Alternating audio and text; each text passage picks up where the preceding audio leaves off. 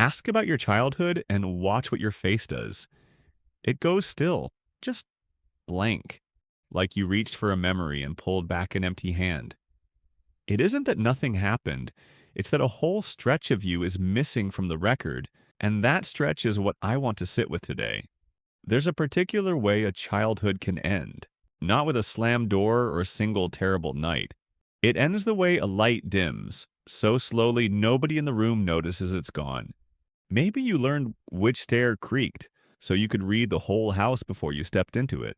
Maybe you kept a smaller kid quiet so the evening stayed calm. Maybe you stopped asking for things because asking twice cost more than handling it yourself.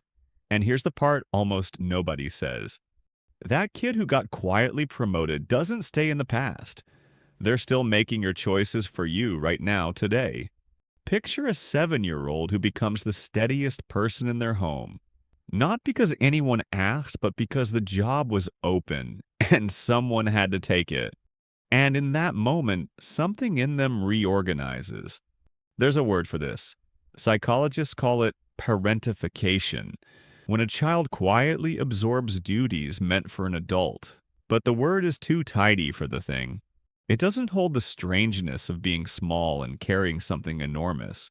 Gregory Jurkovic, in his book Lost Childhoods, drew a line between doing an adult's chores and carrying an adult's feelings, and it's usually the second that leaves the deepest mark. Because what looks from the outside like a remarkably mature child often isn't maturity at all. It's a young nervous system deciding that calm is a luxury and vigilance is the rent. What everyone called normal was, underneath, a small person managing a quiet emergency. So you got good at things. Genuinely good. You could feel the temperature of a room the second you walked in, and you knew what someone needed before they'd worked it out themselves. You solved problems fast because slow wasn't on the menu. People probably still praise you for exactly these things. Here's what they don't see. Every one of those skills came with an invoice, and it doesn't arrive until decades later when you're old enough to wonder why the easy things are so hard. And they are hard. Strange, isn't it? Give someone like this a real crisis and they're calm, competent, almost relieved. Give them an ordinary Tuesday with nothing to fix and they don't know where to put their hands. Asking for help. Resting without a reason. Being a little bit silly, a little bit useless, and staying loved anyway. Those don't feel like relaxation, they feel like risk. Because early on, you learn the ground only stays solid if you're the one holding it up. So you didn't just pick up a habit. You built a watchtower, climbed it, and started scanning the horizon. And nobody ever came to tell you the war was over, so you're still up there. Let me show you where the tower shows up in a grown life. You become the person everyone leans on when things fall apart, the one who just handles it. And you find yourself drawn again and again to people who need a little rescuing.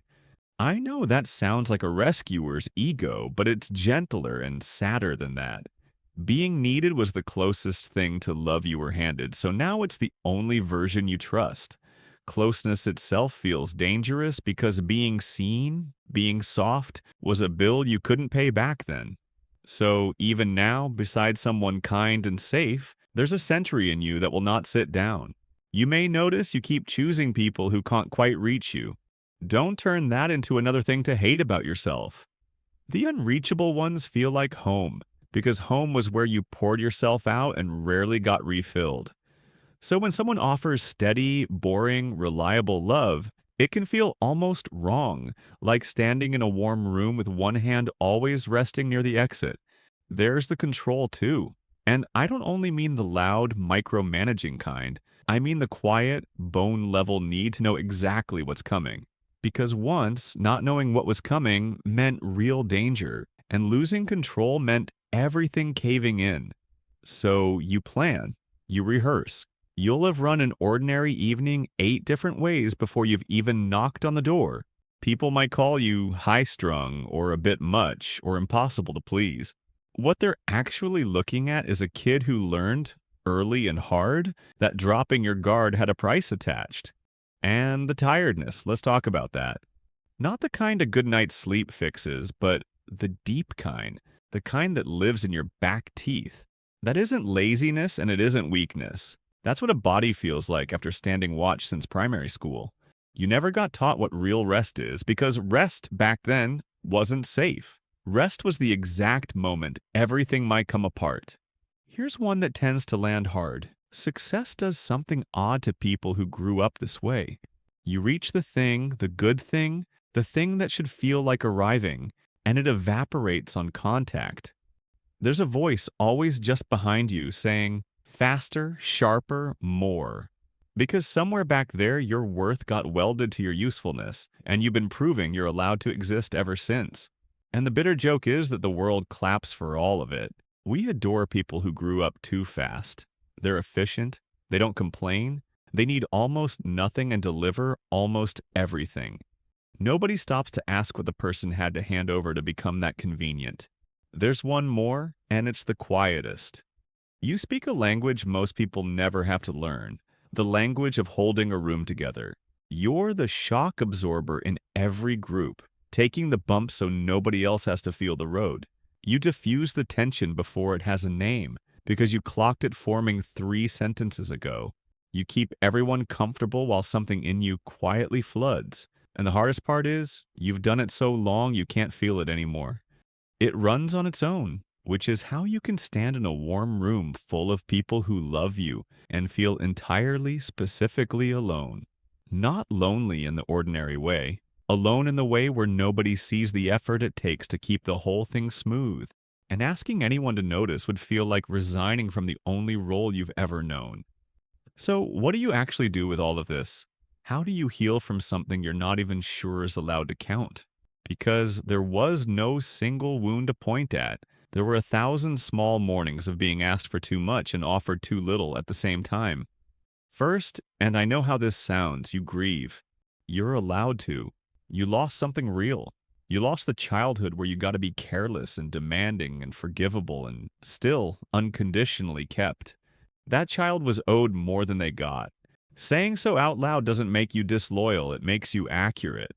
Then the harder lesson. You may have spent your whole life treating being needed as proof you were loved. It never was. Your worth was never in the output. You were never the beam holding up the ceiling. You got handed the ceiling early and carried it so long you forgot you were a person, not a support structure. You're allowed to set it down. You're allowed to not have the answer for once. You're allowed to be the one who wobbles and to be caught without having earned the catch first. And this one matters most. You're allowed to be brand new at being cared for, clumsy at it, bad at it even because that's exactly what you are. Nobody ever taught you how to let the weight sit in someone else's arms, so go slow while you learn it. That kid on the watchtower did something extraordinary. They kept the whole thing standing when they should have been playing. They were braver than anyone ever thanked them for. But the horizon is quiet now. The threat they were scanning for isn't coming. They're allowed to climb down, walk inside, and let the watch belong to someone else. You've been gripping that railing so long your hands forgot how to open. What happens the first time you let them? If this found a nerve, tell me one thing you learned to do too young, down in the comments, so the next person knows they weren't alone. If you'd rather be understood than impressed, subscribe.